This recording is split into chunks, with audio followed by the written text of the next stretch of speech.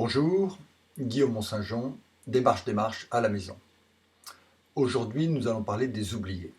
Les oubliés, c'est-à-dire les œuvres et les artistes qui ne sont pas présents dans l'exposition, alors que j'y avais songé, je l'avais espéré dans certains cas. Une exposition, c'est un équilibre assez instable, assez précaire. Réaliser une exposition, ça n'est évidemment pas, ça ne relève pas de la science, ça relève d'une sorte d'alchimie. Donc il est difficile d'être certain à l'avance de l'équilibre final. Et puis il y a des paramètres qui nous échappent, qui sont des paramètres économiques, logistiques, du temps, des personnes qui ne répondent pas, toute une série d'éléments qui relèvent d'une opération un peu complexe comme la réalisation d'un film ou le montage d'une exposition. Donc je me dis que ça peut être intéressant de regarder quelques œuvres auxquelles nous avions songé.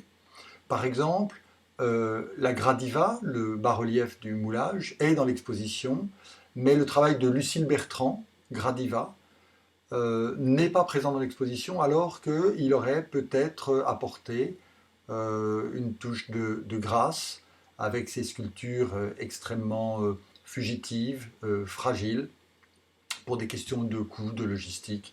Finalement, ça n'a pas pu être le cas, mais je pense que cette sculpture contemporaine et le bas-relief romain auraient constitué un intéressant dialogue. Autre exemple d'absence, ce sont des artistes paysagistes performeurs. Par exemple, Guillaume Viau.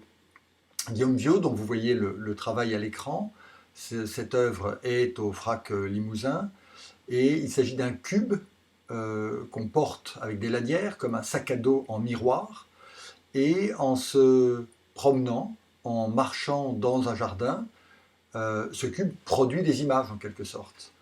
Et l'œuvre, c'est donc ce sac à dos en miroir et les images qui ont été produites avec cela. Donc les effets, comme au second degré, d'une déambulation, d'une performance à travers un jardin.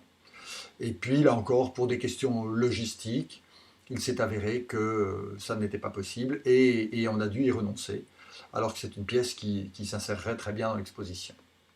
La question de la photographie et de la vidéo était délicate également, parce que dans une exposition, il faut veiller à un équilibre, que du dessin soit présent, que des œuvres tridimensionnelles soient présentes.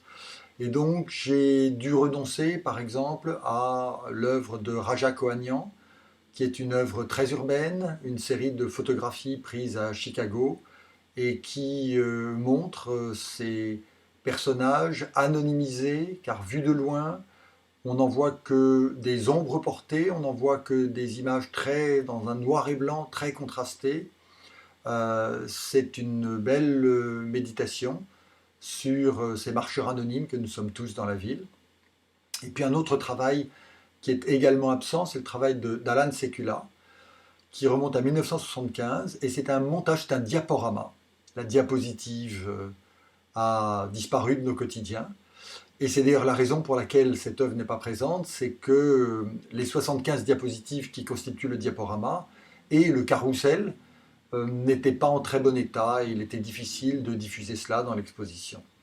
Et la vidéo est également comme un prolongement de l'exposition, cette vidéo de Jean-Michel Pansin qui retrace les déambulations au sein d'une prison.